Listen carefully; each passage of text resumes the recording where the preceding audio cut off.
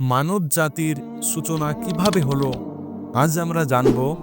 আদম আলিহিসাল্লাম এবং হাওয়া আলিহিসাল্লামের জীবনের অবিশ্বাস্য ও শিক্ষামূলক গল্প।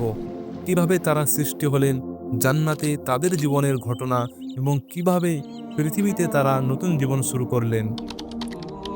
সমস্ত মহাবিশ্বের স্রষ্টা আল্লাহ একদিন ফেরেশতাদের সামনে ঘোষণা করলেন, আমি পৃথিবীতে একজন প্রতিনিধি সৃষ্টি করতে চাই। ফেরেশতারা বিস্মিত হয়ে বললেন, আপনি কি এমন কাউকে সৃষ্টি করবেন যারা পৃথিবীতে অশান্তি করবে এবং রক্তপাত ঘটাবে, অথচ আমরা আপনার প্রশংসা ও পবিত্রতা ঘোষণা করি? আল্লাহ বললেন, আমি যা জানি তা তোমরা জানো না। আল্লাহ রব্বুল আলামিন মাটি দিয়ে আদম আলিহিসাল্লামকে সৃষ্টি করার জন্য পৃথিবীর বিভিন্ন স্থান থেকে মাটি সংগ্রহ করলেন। মাটি ছিল বিভিন্ন রঙের, কালো, সাদা, লাল এবং হলুদ। এটি ইঙ্গিত দেয় যে আদমের সন্তানরা বিভিন্ন রং এবং বৈচিত্র্য হবে। মাটি দিয়ে আদম আলিহিসাল্লামের দেহ তৈরি করা হলো। এরপর আল্লাহ তার মধ্যে নিজের পক্ষ থেকে প্রাণ সঞ্চার করলেন। তিনি যখন জীবিত হলেন তখন প্রথমেই আল্লাহর প্রশংসা করলেন। আল্লাহ রাব্বুল আলামিন আদম আলাইহিসসালামকে জান্নাতে স্থান দিলেন। তিনি তাকে সমস্ত সুখ এবং আরামদায়ক জীবন উপহার দিলেন। তবে আল্লাহ একটি আদেশ করেছিলেন, তুমি এখানে সুখে শান্তিতে থাকো, যা খুশি তাই খাও, কিন্তু ওই বিশেষ গাছের ফলের কাছে যেও না। যদি তুমি এটি খাও তাহলে তুমি অন্যায়কারীদের অন্তর্ভুক্ত হবে। আল্লাহ রাব্বুল আলামিন দেখলেন আদম আলাইহিসসালাম একাকিত্ব অনুভব করছেন, তার সঙ্গীর প্রয়োজন। তাই আল্লাহ রাব্বুল আলামিন আদম আলাইহিসসালামের পাঁজরের হাড় থেকে হাওয়া আলাইহিসসালামকে সৃষ্টি করলেন। হাওয়া আলাইহিসসালাম মানব জাতির প্রথম নারী এবং আদমের সহধর্মিণী। তাদের মধ্যে স্নেহ ও ভালোবাসার সম্পর্ক তৈরি হলো। আল্লাহ রব্বুল আলামিন আদম আলাইহিসসালামকে শ্রেষ্ঠত্ব প্রদান করে সব ফেরেশতাকে তাকে সিজদা করতে আদেশ দেন।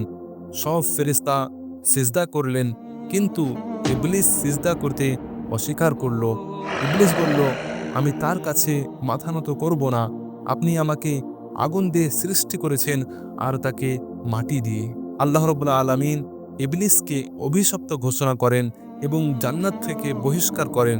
কিন্তু ইবলিস প্রতিজ্ঞা করল যে সে আদম আলাইহিসসালামের ও তার সন্তানদের বিপথে পরিচালিত করবে। জান্নাতে ইবলিস শত্রুতাপূর্ণ হয়ে উঠল। সে আদম এবং হাওয়া আলাইহিসসালামকে ফাঁদে ফেলার জন্য বিভিন্নভাবে প্রলোভন দিতে শুরু করলো। সে বলল, এই গাছের ফল খাও, তাহলে চিরকাল জান্নাতে থাকতে পারবে এবং দেবদূতদের মতো হয়ে যাবে। শেষ পর্যন্ত আদম আলাইহিসসালাম এবং হাওয়া আলাইহিসসালাম ইবলিসের ধোঁকায় পড়ে নিষিদ্ধ গাছের ফল খেয়ে ফেলেন।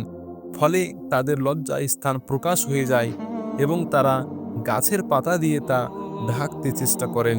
আল্লাহ রাব্বুল আলামিন তাদের ডেকে বললেন, আমি কি তোমাদের এই গাছের কাছে যেতে নিষেধ করিনি? শয়তান তোমাদের প্রকাশ্য শত্রু। তারা ক্ষমা প্রার্থনা করলেন, হে আমাদের প্রভু, আমরা নিজেদের প্রতি অন্যায় করেছি। যদি আপনি আমাদের ক্ষমা না করেন এবং দয়া না করেন তবে আমরা অবশ্যই ক্ষতিগ্রস্ত হব। আল্লাহ রাব্বুল আলামিন তাদের ক্ষমা করলেন, কিন্তু শাস্তিরূপে তাদের পৃথিবীতে পাঠিয়ে দিলেন। আদম এবং হাওয়া আলাইহিসসালাম পৃথিবীতে এসে নতুন জীবন শুরু করলেন। তারা আল্লাহর ইবাদতে লিপ্ত থাকলেন এবং তাকে সন্তুষ্ট করার জন্য চেষ্টা করতে থাকলেন। অনেক দিন পর তারা একে অপরকে খুঁজে বের করেন এবং পুনরায় মিলিত হন। তারা পরিবার গঠন করেন এবং পৃথিবীতে মানুষের বসবাস শুরু হয়। তারা তাদের সন্তানদের আল্লাহর আদেশ মেনে চলার শিক্ষা দেন।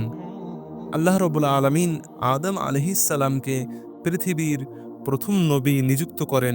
তার দায়িত্ব ছিল মানুষকে আল্লাহর পথে দিশা দেখানো। তিনি সন্তানদের শিক্ষা দেন কিভাবে আল্লাহর ইবাদত করতে হয় এবং কিভাবে শয়তানের ধোঁকা থেকে বাঁচতে হয়। আদম আলাইহিসসালাম দীর্ঘ প্রায় 930 বছর পৃথিবীতে জীবনযাপন করেন। মৃত্যুর সময় আল্লাহ তাকে জানিয়ে দেন যে তার কাজ সম্পন্ন হয়েছে। তার সন্তানরা তার দাফন সম্পন্ন করে এবং এটি ছিল পৃথিবীর প্রথম দাফন প্রথা। আদম ও হাওয়া আলাইহিস সালামের সন্তানদের মধ্য থেকেই মানবজাতির যাত্রা শুরু হয়। কিন্তু তাদের দুই ছেলে হাবিল ও কাবিলের গল্প একটি গুরুত্বপূর্ণ শিক্ষা বহন করে। কি ঘটেছিল তাদের মধ্যে, কেন একটি ভাই অন্য ভাইয়ের বিরুদ্ধে অবস্থান নিল, সেই ঘটনার বিস্তারিত জানবেন আমাদের পরবর্তী ভিডিওতে। এজন্য সাবস্ক্রাইব